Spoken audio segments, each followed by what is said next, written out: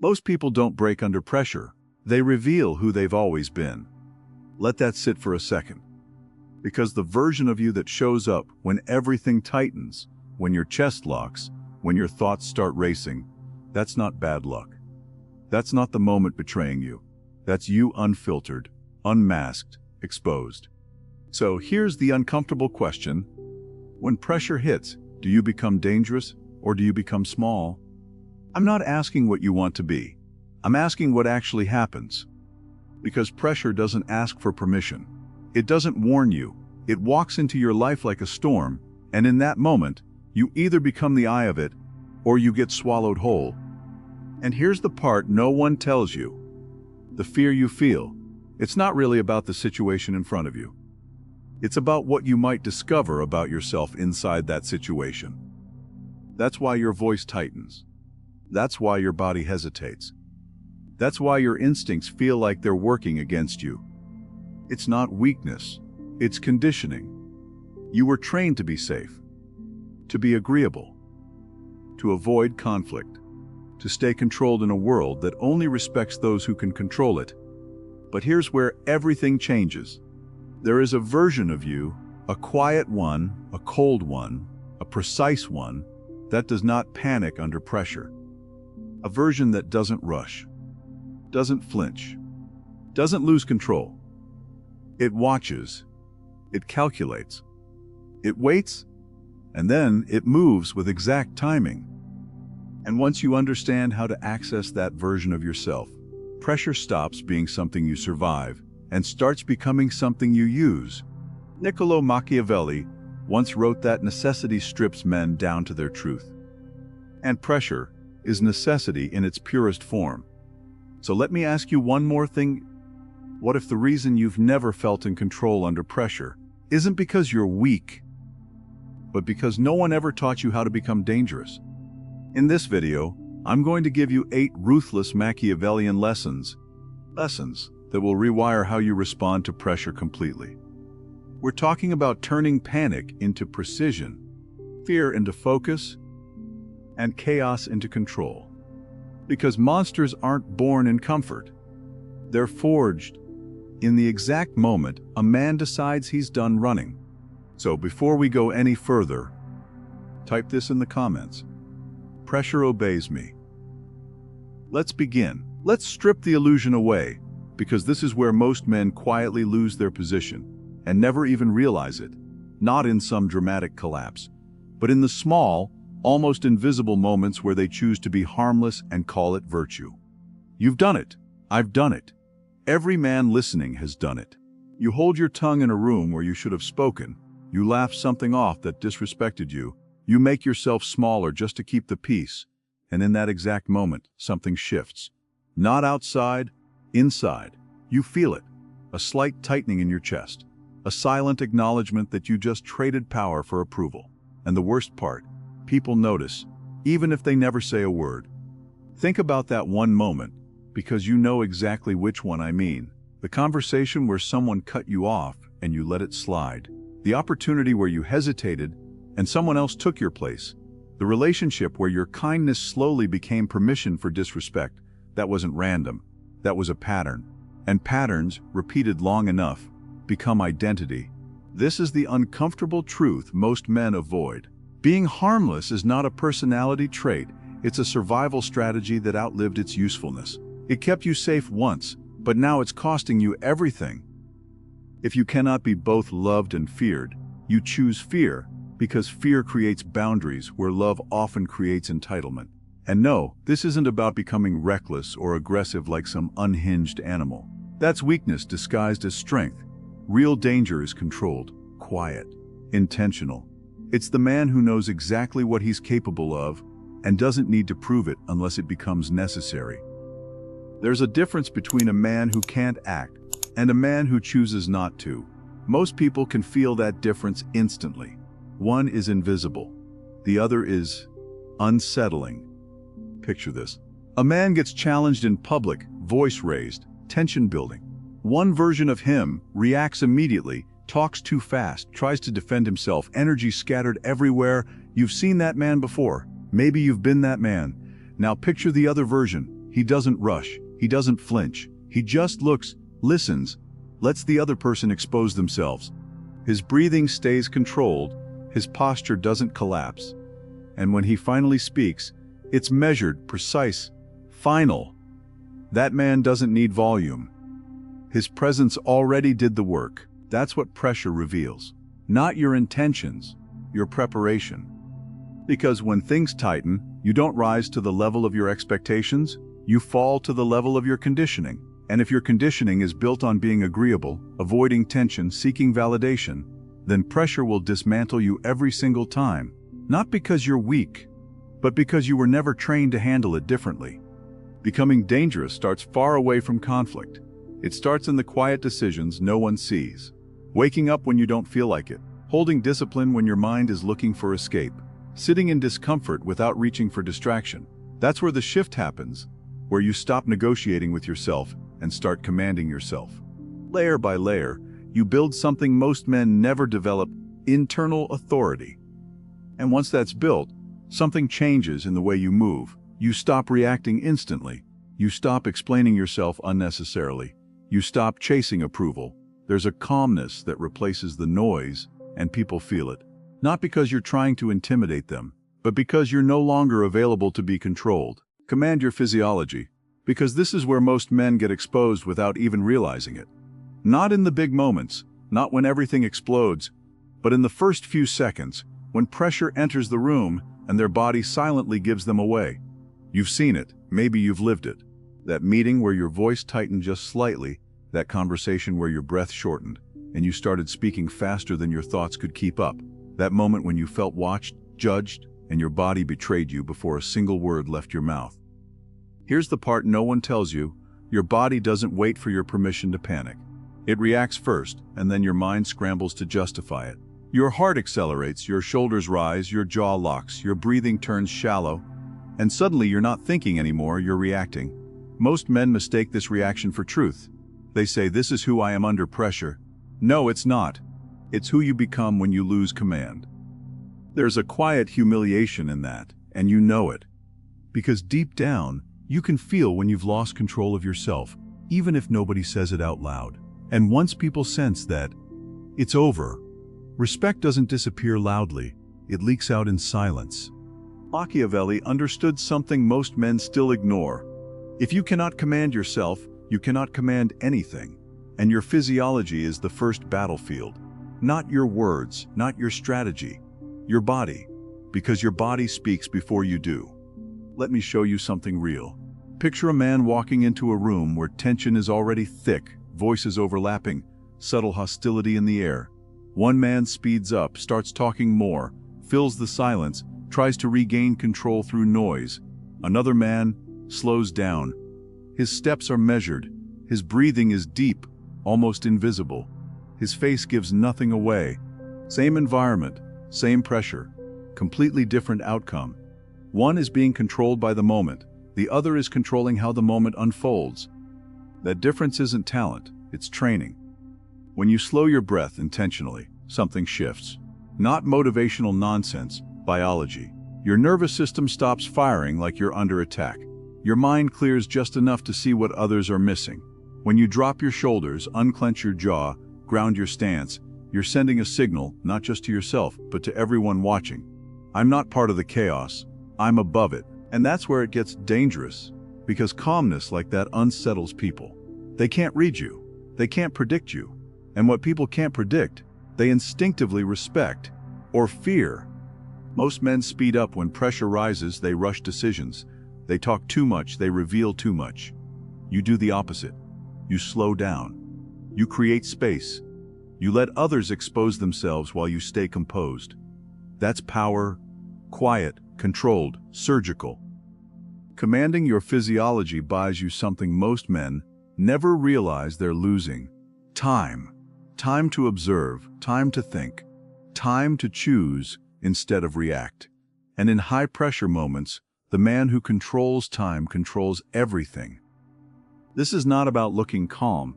It's about becoming unshakable at a biological level, where your body doesn't flinch, doesn't rush, doesn't betray you, where your internal state answers to you, not to the situation.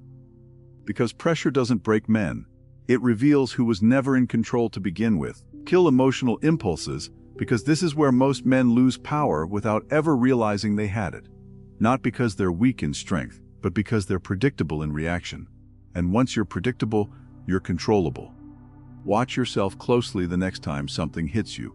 Not a big dramatic moment, something small, a message ignored, a tone that feels disrespectful, a look that triggers insecurity. It happens fast, too fast. Your chest tightens, your thoughts start racing, and suddenly you're already halfway into a reaction before you've even questioned it. You type the reply, you raise your voice, you shift your energy. And in that exact moment, you've already lost. Because now you're not choosing, you're being driven. Most men live like this, permanently hijacked by whatever emotion spikes first. Anger makes them loud, fear makes them passive, desire makes them blind. And the worst part is, they think that's authenticity. They call it being real. No, it's being exposed. There's a quiet kind of power in a man who feels everything and shows nothing until he decides it serves him. That's where the shift happens. Not in suppressing emotion like a robot, but in refusing to obey it like a slave. Uncontrolled emotion is a liability. It leaks information. It reveals intention. It hands your opponent a map of exactly where to press. Let me make this uncomfortable for you. Think about the last time you got angry. Not the version you tell people, the real one. The one where your tone changed, your pacing shifted, your words became sharper than necessary. In that moment, you felt powerful, but from the outside, you looked easy to manipulate. Because anyone who can trigger you can steer you. Now flip it. Imagine someone trying the same thing, same pressure, same provocation, and nothing comes back. No visible reaction, no emotional spike, just silence or worse, controlled, measured words. That's where tension reverses. That's where they start second-guessing themselves. Because now they can't read you, and what they can't read, they can't control. That's the game no one explains.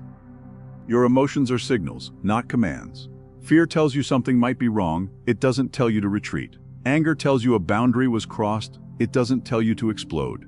Desire tells you something is valuable, it doesn't tell you to chase it immediately. But most men skip that gap, they jump straight from feeling to action. And that gap is exactly where power lives. The man who learns to pause there becomes dangerous. I've seen it play out in real time. One man gets disrespected and reacts instantly, raises his voice, tries to dominate the moment, and loses the room. Another man gets the same disrespect, same energy directed at him, and he just looks. A few seconds of silence, controlled breathing, eyes steady, then a calm response, precise, almost surgical. The room shifts. People lean in. Not because he said more, but because he didn't need to. That's control. Emotional impulses are like fire, useful when contained, destructive when they take over. And most men don't control the fire, they become it. Loud, reactive, temporary. Easy to provoke, easy to predict, easy to defeat.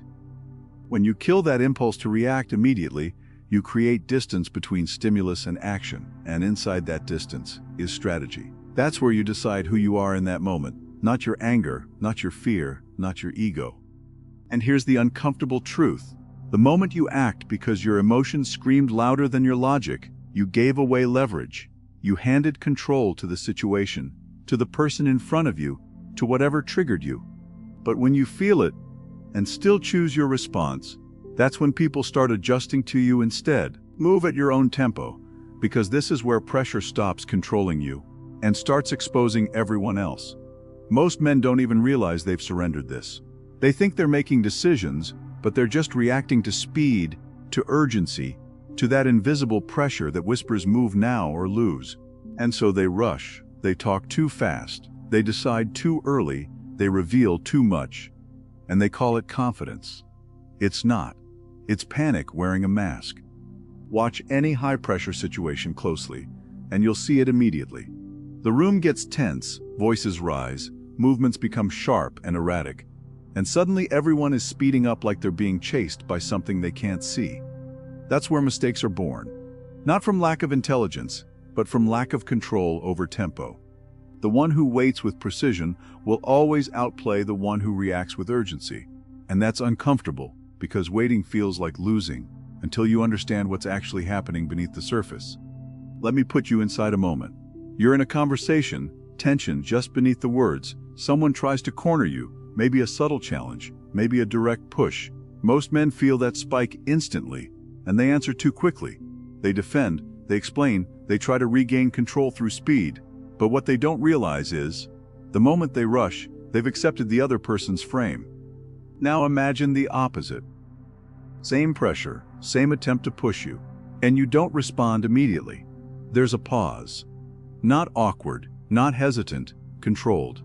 Your eyes stay steady, your posture doesn't shift, your breathing doesn't change. That silence stretches just long enough to make the other person uncomfortable. And now, the dynamic flips. Because while they expected reaction, they got resistance. That pause is power. Most men are afraid of it. They think silence makes them look weak, slow, uncertain.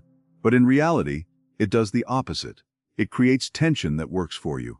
It forces others to fill the gap, to reveal more than they intended, to second-guess their own position.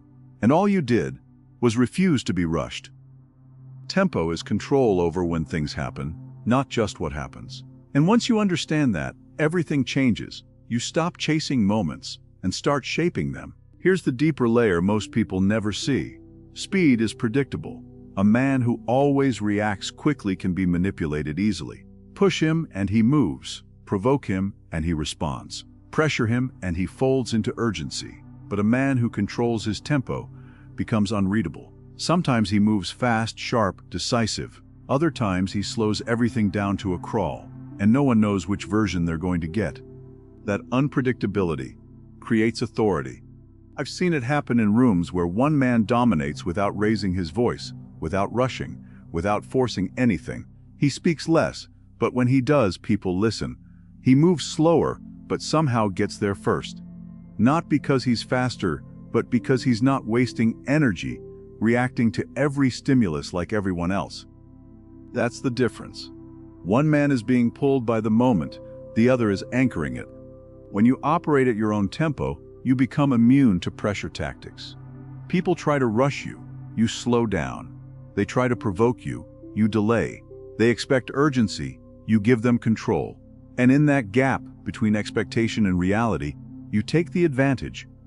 Because timing isn't just important, it's everything. The right move at the wrong time is failure.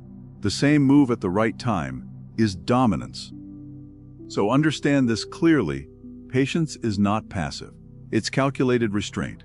It's knowing that you don't have to move just because the world is moving. It's trusting that your moment will come and having the discipline not to waste it before it does. Most men live in reaction time. You operate in decision time. So don't just hear this and move on. Lock it in. Make it uncomfortable if you have to. Drop it in the comments and mean it when you write it. Nothing rushes me. I decide the tempo.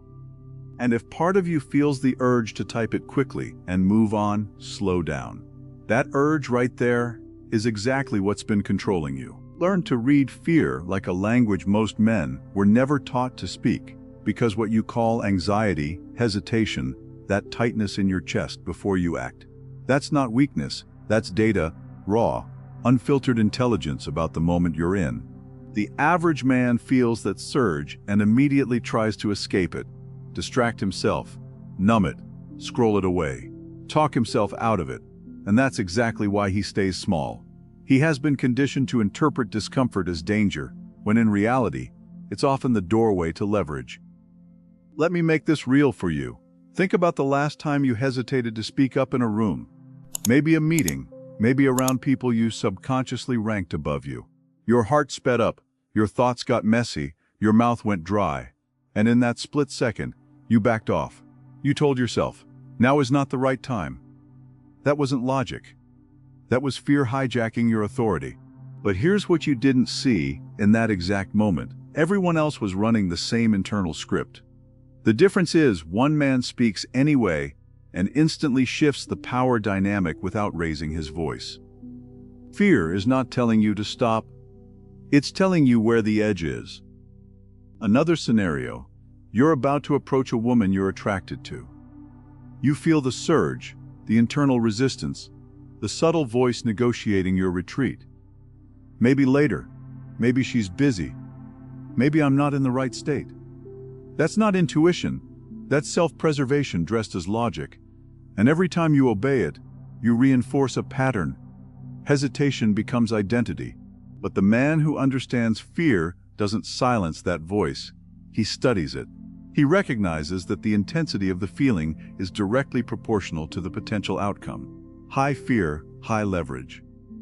This is where the shift happens. You stop asking, how do I get rid of fear? And start asking, what is this fear pointing at?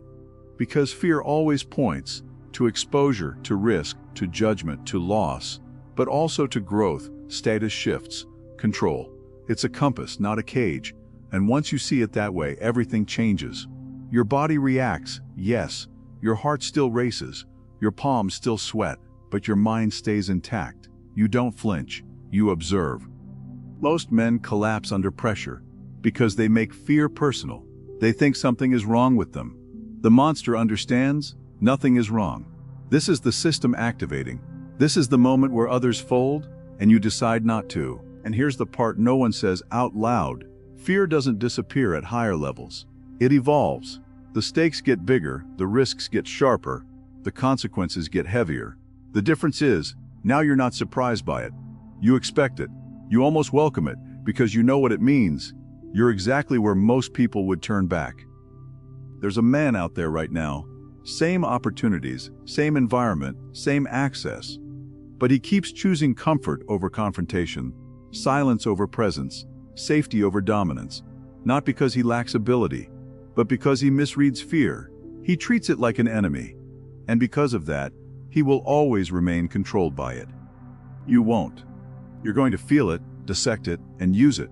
You're going to let it sharpen your awareness, not distort it.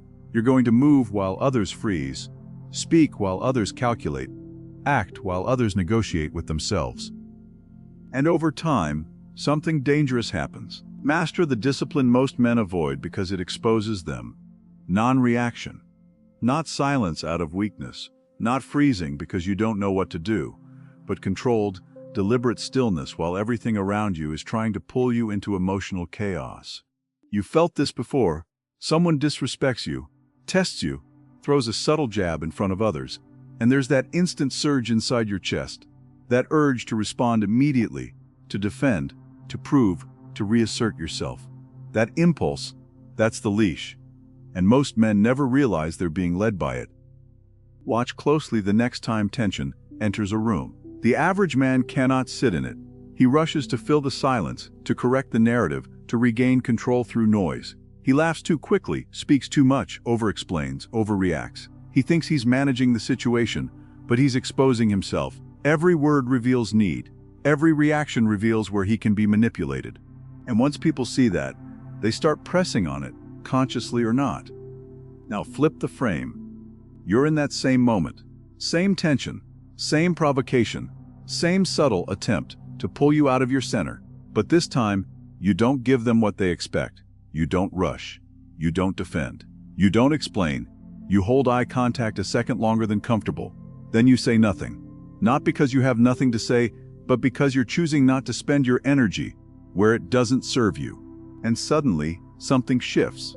The other person starts talking more, adjusting, filling the space you refuse to occupy. They reveal themselves, their tone changes, their certainty cracks. That's power. And it's invisible to anyone who hasn't learned to see it. There's a reason why the man who reacts the least often controls the most, because he cannot be easily read, and what cannot be read cannot be controlled. People rely on feedback to navigate you, emotional signals, verbal cues, micro-reactions. When you remove that, you remove their map. And without a map, people hesitate. They second-guess. They slow down. And in that hesitation, you gain time, clarity, and position. Think about arguments. Real ones, not the performative kind. The moment you raise your voice, you've already stepped into their frame. You've accepted the emotional terms of engagement.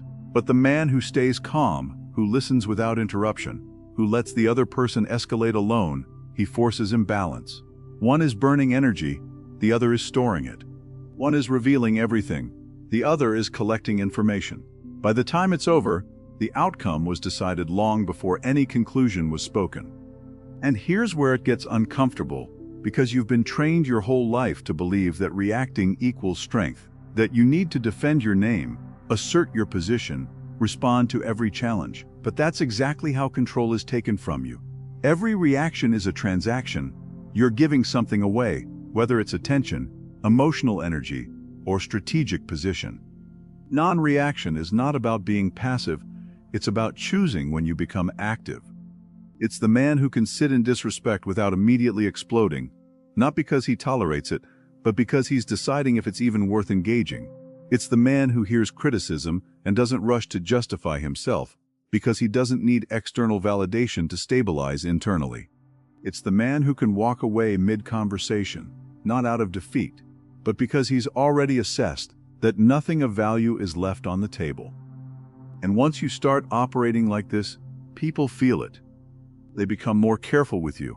They measure their words. They test less, because they don't get the feedback they need to calibrate against you. Your presence alone starts doing the work. Not loud, not aggressive, but controlled, contained, and unpredictable. That's when you stop being someone who participates in the environment and become someone who shapes it. Learn to turn pressure into something most men never realize it can become: a weapon pointed outward. Because pressure doesn't just exist in the environment. It moves, it transfers, and in every tense situation, someone is carrying more of it than the others. Most of the time, it's you, because you've been conditioned to absorb it, to react to it, to try to resolve it as fast as possible. That urgency you feel to fix things, to respond, to act quickly, that's not strength, that's pressure owning you. Now watch what happens when you stop playing that role. Picture a negotiation, a disagreement, even something simple like a tense conversation, where expectations are high. The other person starts talking faster, their tone tightens, they repeat themselves, they try to push you into a decision. You feel it, that internal pressure building, that need to respond so you don't lose ground. And this is where most men collapse. They rush. They speak too soon, reveal too much, agree to things they shouldn't, just to release the tension sitting in their chest. But the man who understands pressure does something different. He lets it sit. He listens, slower than the other person expects. He pauses just a little longer than what feels comfortable. He doesn't rush to answer, doesn't rush to solve, doesn't rush to relieve the tension in the room. And what happens next is subtle, but it changes everything. The pressure that was on him starts to shift. The other person begins to feel it. They start filling the silence, adding more information, justifying themselves, exposing angles they never intended to reveal. That's the transfer. Pressure didn't disappear. It moved. And now it's working for you. This is what most men will never see. In high-stakes environments, the one who acts first is often the one trying to escape discomfort, not the one in control. Real control belongs to the man who can hold tension without needing to discharge it. Because when you can sit inside pressure without flinching, you force everyone else to carry more of it. The other stays composed, barely reacting, giving minimal responses, watching closely. Eventually, the first man overextends. He says too much, shows frustration, reveals intent. And in that exact moment, the balance shifts. Not through force, but through patience. Pressure exposes people. It strips away their rehearsed persona and reveals what's underneath: insecurity, urgency, need for validation, fear of losing control. You don't have to dig for it. You just have to wait long enough for it to surface. And when it does, you don't attack immediately. That's where most men make the mistake. They see the opening and rush in, driven by impulse. The monster doesn't rush, he times it. He lets the other person sink just a little deeper into their own imbalance, and then applies minimal force for maximum effect. A single sentence, calm, precise, almost detached, can do more damage than 10 emotional reactions ever could. And here's the deeper layer. Pressure is contagious, but so is composure. When you remain steady, controlled, almost indifferent to the chaos around you, it unsettles people. They can't read you, can't predict you, can't speed you up. And that lack of control over you creates pressure inside them. They start questioning themselves, adjusting, overthinking. Without realizing it, they begin to operate from a weaker position. You didn't overpower them, you made them carry what they tried to place on you. This is why pressure is not something you fight, it's something you redirect. The environment doesn't need to change, the tension doesn't need to disappear. You just need to stop being the one absorbing it by default. And once you master that, something shifts permanently. You walk into tense situations and instead of feeling hunted, you feel aware. You see who's rushing, who's leaking energy, who's trying to escape the moment.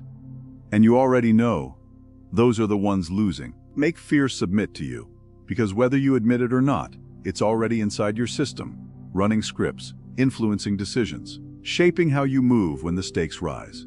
The difference is simple and brutal. Most men are being led by it, quietly, unconsciously, while telling themselves they're being rational. They call it timing, logic, reading the situation. But if you strip the language away, what you'll find underneath is hesitation driven by fear of loss, rejection, exposure. And that's the leash, invisible but tight. You've lived this. That moment where you knew exactly what to do, but didn't do it. Not because you lacked clarity, but because something inside you tightened. Your body reacted first, chest compressed, breathing shallow, thoughts speeding up, searching for an exit. And in that moment, you negotiated against yourself. You delayed, softened, avoided. Then later, you replayed it over and over, saying what you should have said, doing what you should have done. That's not lack of ability, that's fear taking command in real time.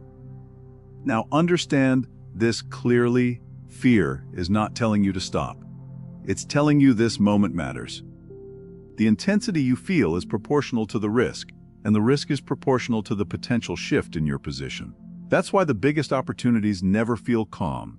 They feel heavy, uncertain, charged. And the average man misreads that sensation as a warning to retreat, when it's actually a signal to pay attention. The man who masters this doesn't try to erase fear, he gets familiar with it. He knows how it shows up in his body, how it distorts his thinking, how it tries to rush or freeze him. And instead of obeying it, he slows everything down. Not externally, internally. His breathing steadies, his movements become deliberate, his mind separates signal from noise. The fear is still there, but it's no longer in control. Let me make it practical. You're about to make a move that could shift your trajectory, ask for something, walk away from something, step into a higher level where you're not yet comfortable. The fear spikes. Most men either pull back or overcompensate, forcing confidence that isn't real. But the one who understands does neither. He feels it fully, without flinching, and still executes with precision. Not perfectly, but decisively. That's the shift from being controlled to being sovereign. And here's the part that exposes most men. They think courage is loud. It's not. Real control is quiet. It's the ability to sit in that internal pressure without leaking it into your behavior. No unnecessary talking, no rushed movements, no emotional spikes that give away your state. You look the same on the outside, but internally, you're directing everything. Fear becomes fuel. It sharpens your awareness, heightens your senses, forces you into the present. You notice more tone, timing, subtle reactions, openings. While others are overwhelmed by the feeling, you're using it to read the environment more accurately. And that alone puts you ahead, because most people lose access to their intelligence the moment emotion rises. But you don't. You stay online. And over time, something changes in how you relate to fear. You stop seeing it as something to avoid, and start recognizing it as an indicator. If there's no fear, there's no edge. If there's no edge, there's no growth, no leverage, no expansion. Comfort becomes the real threat, because it keeps you predictable, stagnant, easy to read. Fear, on the other hand, becomes your territory. And once you operate like this, people can feel it, even if they can't explain it. You move differently. You hesitate less. You don't need perfect conditions to act, and that alone separates you from the majority who are still waiting to feel ready. You as goons to pursue delays, to lift his will, forces knows your access. And that alone separates you from the majority who are still waiting to feel ready. You never will, and that's the point. Let's be honest for a second. You don't lose in life because of lack of knowledge. You lose in those small, almost invisible moments where you break your own frame. When you check your phone instead of acting. When you stay silent when you should speak. When you speak when you should stay silent. When you let someone's tone, someone's presence, someone's opinion shift your internal state. That's where power leaks. Not in big dramatic failures, but in micro decisions you barely notice, but repeat daily. That's how weak patterns become identity. Now flip it. A man is sitting across from you, trying to test you, subtle disrespect, small provocations, trying to see where you bend. You feel it, that old urge to prove something, to correct him, to assert yourself. But this time you don't move. You listen, you hold eye contact, you let him talk himself into exposure. And something happens. He starts adjusting. His tone shifts. His certainty weakens. You didn't overpower him, you outlasted him. That's a different level of control most men never reach. Or that moment when everything starts collapsing at once. Pressure from all sides, expectations rising, things not going your way. Most men spiral there. They rush, they panic, they start making decisions just to feel relief. But you slow down. Not externally, internally. You breathe, you observe, you prioritize. While others are trying to escape the moment, you step deeper into it. And that's where separation happens. Same environment, different outcome, because of how you hold yourself inside it. This is what people don't say out loud. Being unbreakable isn't about never feeling pressure, never feeling fear, never doubting. That's fantasy. The real shift is this: you feel all of it, but none of it owns you. You still get the surge, the tension, the internal noise. But now there's something above it, something stable, something that decides regardless of what's happening underneath. That's the conquest. Not of the world, of yourself.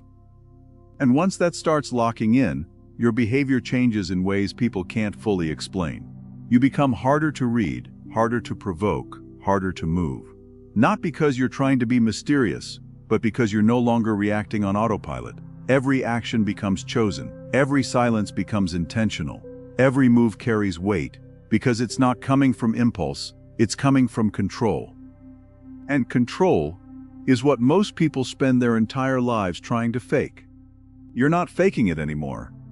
But understand this isn't something you learn once. This is something you reinforce daily in small, almost boring ways. Every time you pause instead of react. Every time you act despite discomfort. Every time you hold your frame when it would be easier to fold. That's where this is built. Quietly, repeatedly, without applause, until one day, it's just who you are. And by then, it's too late for the world to move you the way it used to. If you've actually absorbed this, don't just agree with it, mark it. Drop this in the comments as a line you don't cross anymore. I don't break under pressure, I become it. I become it.